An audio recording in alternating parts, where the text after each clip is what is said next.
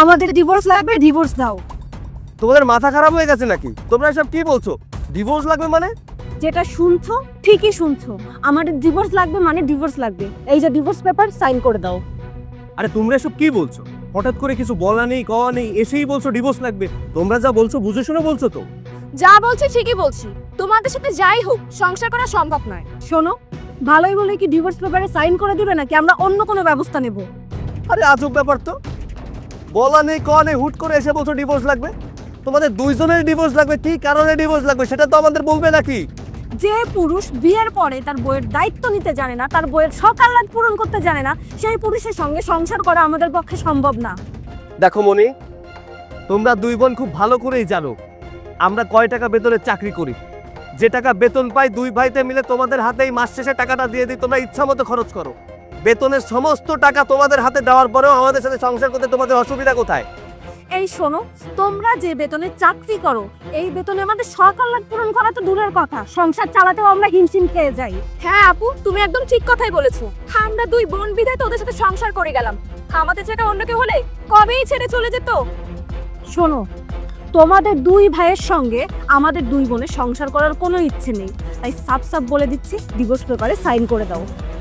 দেখো, সংসারে একটু একটু ঝামেলা থাকতেই পারে, এর মানে এই নয় স্বামীদেরকে ছেড়ে বউরা ডিভোর্স দিয়ে অন্য জায়গায় চলে যাবে। প্রত্যেকটা পুরুষ মানুষ চায় তার পরিবারের মানুষকে সুখে রাখার জন্য, ভালো রাখার জন্য, তার সামর্থ্য অনুযায়ী। স্ত্রীদের বোঝা উচিত যে আমার স্বামীর যে সামর্থ্য আছে তাই দিয়ে আমরা খুশি থাকি। আমাদের সামর্থ্য নেই যে তোমাদেরকে এর থেকে বেশি সুখে রাখার জন্য বা এর থেকে বেশি টাকা দিয়ে সবকিছু কিনে দেওয়ার জন্য। হ্যাঁ, এটাই তোমাদের সবথেকে বড় সমস্যা যে তোমাদের সামর্থ্য নেই। যাদের সামর্থ্য নেই তাদের সাথে সংসার করার আমাদেরও কোনো ইচ্ছে নেই। যারা আমাদের সকাল্লাদ পূরণ করতে পারবে না তাদের সঙ্গে আমরা কোনো মতে থাকতে পারবো না, ব্যাস। তার মানে কি তোমাদের কাছে টাকাই সব, ভালোবাসার কোনো মূল্য নেই? হ্যাঁ, আমাদের কাছে টাকা পয়সা এসব, ভালোবাসার কোনো মূল্যই নেই। যাই হোক, তোমাদের মতো ব্যর্থ পুরুষদের সাথে কথা বলার মতো সময় আমাদের কাছে নেই। এই নাও ডিভোর্স পেপার, নাও, সাইন করে পাঠিয়ে দিবে। ও, তোমাদের মতো ফকির নেই, তোমাদের তো টাকা পয়সা নেই, তোমাদের কোনো সামর্থ্য নেই। দেনমোহরের টাকাটা তোমাদেরকে মাফ করে দিয়ে গেলাম, তারপরেও আল্লাহর রাস্তায় ডিভোর্স পেপারে সাইনটা করে দিও।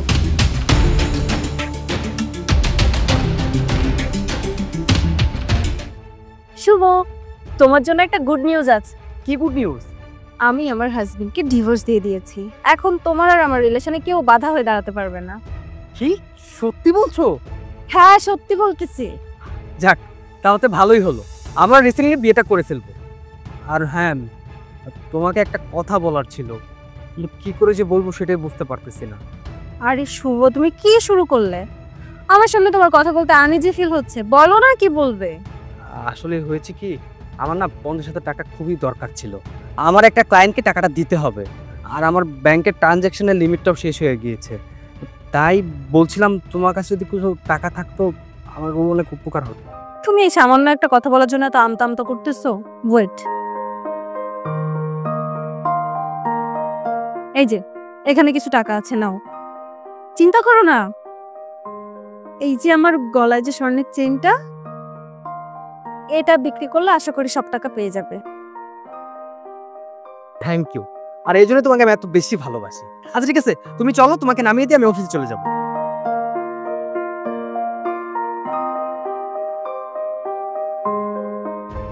অবশেষে আমাদের পথের কাঁটাটা ক্লিয়ার হয়েছে।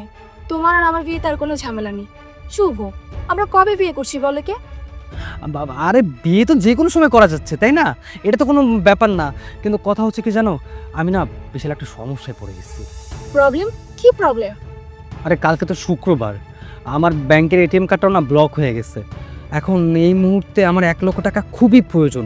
কি যে করি, আমার মাথায় কিছু কাজ করতেছে না। শুভ, আমার কাছে তো এখন নগদ কোনো ক্যাশ হবে না। তুমি একটা কাজ করো, তুমি আমার এই হাতের বালা দুটো তোমার কাছে রাখো। এই দুটো বিক্রি করলে তুমি 1.5-2 লাখ টাকার মতন পাবে। তা দিয়ে হয়তো তোমার সমস্যা কিছুটা হলেও। Thank you so much. তুমি নিজেও জানো না তুমি কত বড় উপকার করলে আমার, তার জন্য তোমাকে এত বেশি ভালোবাসে, তাই না? ছোট লোকের বাচ্চা, তোর কত বড় সাহস! তুই আমার ছোট বোনের সাথে কি করতেছিস? কি ব্যাপার আপু, তুমি আমার বয়ফ্রেন্ডকে মারলে কেন? বয়ফ্রেন্ড মানে? ও তোর বয়ফ্রেন্ড? এই ছেলেটার সঙ্গে আমারও রিলেশন আছে, তার মানে ও ডাবল টাইমিং করতেছে। কি ব্যাপার, তুই আমার বোনের সাথে প্রেম করেছিস? তোর আজকে একটা ব্যবস্থা আমরা করবো। আর শুনছো এই কই যা জুলি, আমরা কত বড় ভুল সিদ্ধান্ত নিয়েছি। এই প্রতারককে বিশ্বাস করে আমরা আমাদের হাজবেন্ডের সঙ্গে প্রতারণা করেছি। আমাদের আমাদের মাপ চাওয়া উচিত। হ্যাঁ আপু, আমাদের ফিরে যাওয়া উচিত। কত বড় ভুল হয়ে গেল আমাদের। সৈকত, আমাদের ভুল হয়ে গেছে। তোমাদেরকে ডিভোর্স দিয়ে আমরা ভুল করছি। আমাদেরকে প্লিজ মাফ করে দাও। কি ব্যাপার, এতদিন পর আজ এখানে এসে তুমি বলছো ভুল হয়ে গেছে, কারণটা কি? আসলে আমরা যে লোভে পড়ে তোমাদের সঙ্গে প্রতারণা করেছি, ওই লোভটাই আমাদের ধ্বংসের মূল কারণ হয়ে দাঁড়িয়েছে। হ্যাঁ তুর্য, আপু যা বলেছে ঠিক বলেছে। আমরা যার সাথে রিলেশনে ছিলাম সে আসলে আমাদের সাথে ডাবল টাইমিং করছিল। আমাদেরকে টাকার প্রলোভন দেখিয়েছে। ও আমাদেরকে একটু ভালোবাসতো না। আমাদের কাছ থেকে সমস্ত টাকা পয়সা গহনাগাটি নিয়ে গেছে। ওই ছেলেটা আমার বোনের সঙ্গেও রিলেশনে ছিল, আমার সঙ্গেও রিলেশনে ছিল। টাকা পয়সা সোনা গহনা সবকিছু আমাদের কাছ থেকে নিয়ে গেছে। এখন আমরা নিঃস্ব হয়ে গেছি। আমরা এখনো বুঝতে পেরেছি যে প্রকৃত ভালোবাসা টাকার কাছে কোনো কিছুই না। তাই বলছি যে আমরা তো একটা ভুল করেই ফেলেছি, আর মানুষ মাত্রই তো ভুল হয়, তাই না? তোমরা প্লিজ আমাদেরকে মাফ করে দাও। আরে ভুল তো করেই ফেলেছো, এখন কেন মাপ চাইতে আসছো? তখন কি বোঝোনি? আরে আমরা তো তোমাদের ভালোবাসতাম, তোমাদের ভালোবেসে আমরা দুই ভাই তোমাদের মতন দুইটা বোনকে বিয়ে করেছিলাম। আমরা তো চেষ্টা করতাম তোমাদের ভালো রাখার, তোমরা যাতে খুশি হও সেটা করার। আর তোমরা তোমরা তো সেটা বুঝলে না, তোমাদের কাছে অর্থই সবচেয়ে বড় হয়ে দাঁড়ালো। তো যে অর্থের জন্য এত কিছু করলে সেখানেই যাও, শুধু শুধু আমাদের সময় নষ্ট করো না। হ্যাঁ তাই তো, এখানে সময় নষ্ট করার জন্য কেন এসেছো? আর তাছাড়া তোমাদের সাথে ডিভোর্স হয়ে গেছে, আমার ছোট ভাইয়ের সাথে তোমার ডিভোর্স হয়ে গেছে, আমার সাথে তোমার ডিভোর্স হয়ে গেছে।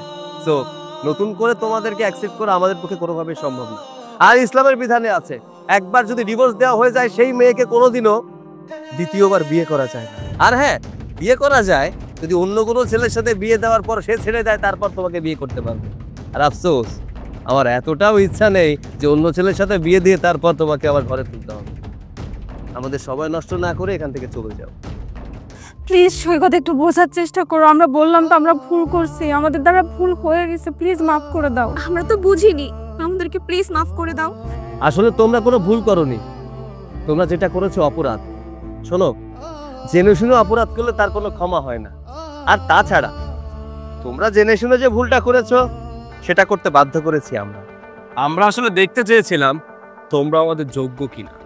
মানে মানে মানেটা খুব সিম্পল। শুভ, সৈকত, সৈকত এই ছেলেটা আমাদের সঙ্গে প্রতারণা করেছে, আমাদের টাকা পয়সার প্রলোভন দেখিয়েছে, আমাদের কাছ থেকে সোনা দানা সবকিছু হাতিয়ে নিয়েছে। ও তোমাদের সাথে কোনো ডাবল টাইমিংও করেনি, ও তোমাদের কাছ থেকে কিছু হাতিয়েও নেয়নি। এই সব কিছু হাতিয়ে নেওয়ার জন্য আমরাই প্ল্যান করেছি।